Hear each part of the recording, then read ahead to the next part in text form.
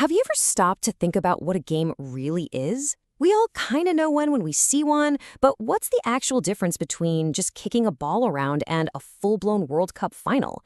Today, we're going to deconstruct the very idea of a game, looking at the hidden rules and structures that turn simple play into these incredibly complex worlds that so many of us love. So let's start with a question that seems, almost childishly simple. What's the real difference between a toy, a puzzle, and a game? Is tossing a frisbee a game? Is doing a crossword a game? Where exactly do we draw those lines? Well, it turns out the answer is surprisingly elegant and clear. And here it is, laid out plain and simple. It all boils down to just two things: goals and rules. Think about it. A toy like a Lego brick or a ball doesn't have an inherent goal or rules. It's all about free-form, unstructured play. Now, a puzzle, that introduces a goal, like completing a picture. But there aren't really strict rules on how you get there. But a game? A game has to have both. It needs a clear objective, a goal, and a set of rules that you have to follow to achieve it. Okay, so with that basic idea in mind, here's our roadmap for today. First, we're going to really nail down a solid definition of what makes a game. Then we'll break that definition down into 4 essential parts. From there, we'll dive into how video games completely changed the game. We'll look at the psychology of why they're so much fun, and finally, we'll see how games are being used to solve some serious real-world problems. Let's jump in. Right, first up, what really makes a game? Let's get past the gut feeling and actually define the boundaries of what we call play. I love this quote from Mark Twain because it just gets right to the heart of it. The fundamental difference between work and play is choice. Play is what you do when you don't have to do anything else. It's totally voluntary. And that simple idea, that freedom, is the foundation that every single game is built on. You're there because you want to be. And that voluntary spirit leads us to this core definition. Now, I know it looks a little academic, a bit dense, but trust me, every single word in here matters. We've got pretended reality, an arbitrary, non-trivial goal, and acting in accordance with rules. This is the DNA of a game, so let's unpack it piece by piece. So that leads us right into our next section, the 4 essential elements. We're going to take that definition we just looked at and crack it open into the 4 pillars that hold up basically any game you can think of. And here they are, the 4 core components: play, pretending, a goal, and rules. Play is the action. It's you actually doing something. Pretending is that imaginative leap we all take when we agree that, for now, this is reality. The goal gives all that action a purpose. And the rules? Well, the rules are what make the whole journey interesting. This idea of pretending brings us to this really cool concept called the magic circle. It's like an invisible bubble that we all step into when we start a game. Inside the circle, the rules of the real world get paused. A tiny plastic token is suddenly worth a fortune. A checkered board becomes a battlefield. We all agree to enter this shared headspace where the game's reality is the only one that matters. And the goal inside that circle has to be, as the definition says, non-trivial. That's just a fancy way of saying it has to be a challenge. The game has to push back. If there's no challenge, no effort required, it's not really a game, is it? It's just a set of instructions. The struggle is what makes achieving the goal feel so good. And speaking of goals, this iconic line from the movie War Games points to something really profound. Sometimes the goal isn't even to win. Think about old-school arcade games like Donkey Kong. You can't beat it. The game goes on forever. The goal is just to see how long you can last, to get a little bit farther than last time. The struggle is the point. And finally, we have rules.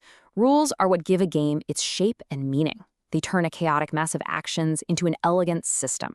They define what you're trying to do, what everything means, what you can do, in what order, and crucially, they tell you when the game is over. Without rules, you just have play. With rules, you have a game. All right, so we've got our 4 building blocks: play, pretending, goals, and rules. Now, let's see what happens when you introduce a computer into that equation. Because the video game revolution didn't just add to games, it fundamentally changed them. And when you put them side by side, the difference is just staggering. In a board game, everyone has to know and enforce the rules. In a video game, the computer is the ultimate referee, and it does it all behind the scenes. This frees you up to just get lost in the experience. The computer sets the pace, it builds the entire world for you, and with AI, it can create a worthy opponent out of thin air. It's a total game changer. Okay, so we know what games are, and we know how video games are different. But now for the big question, why? Why are they so fun? Why do we pour hours and hours into them? Let's get into the psychology of what makes games so unbelievably engaging. Look, if there is one golden rule in all of game design, this is it. Gameplay is everything. You can have the most beautiful art in the world, an Oscar-worthy story, but if the moment-to-moment act of playing isn't engaging, the whole thing just falls flat. That core loop of facing a challenge and taking action is the engine that drives all the fun. And that gameplay can come in all sorts of flavors. It can be a pure test of your physical coordination, your reflexes and timing, like in Tetris. It can be a deeply logical puzzle. It could be a strategic conflict against another player. Or it could be a massive economic simulation. The truly great games often mix and match these different types of challenges into something new. But the best games are more than just a checklist of good mechanics. They have this special quality, this harmony. It's when the art, the music, the story, the controls, everything just feels like it fits together perfectly. It's that magical feeling when a game just feels right. You can't always explain it, but you definitely know it when you feel it. And that harmony is what leads to immersion, that feeling of being completely lost in a game. But it turns out there are different ways to get lost. There's tactical immersion, that feeling of being in the zone in a fast-paced game. They call it the Tetris trance.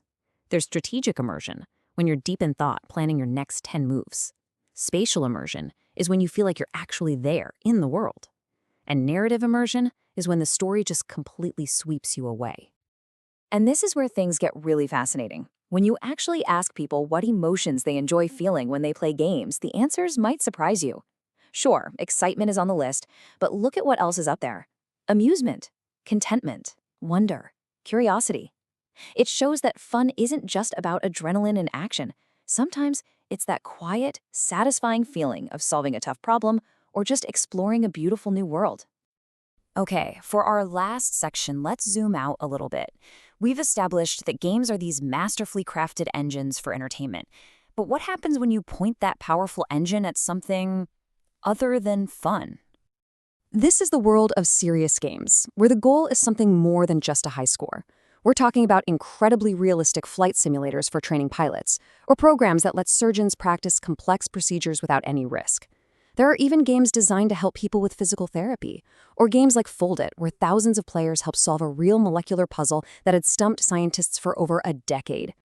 When you look at all of this, it becomes pretty clear.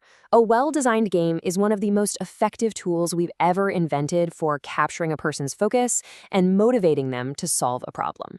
It's a system for engagement that can be pointed at pretty much anything. And that really leaves us with a powerful final thought. We've traced this journey from simple, unstructured play all the way to complex systems that can train doctors and push the boundaries of science. So the question isn't really if games can change the world anymore. The real question is, what's next? What huge problem are we gonna tackle by playing a game? Something to think about.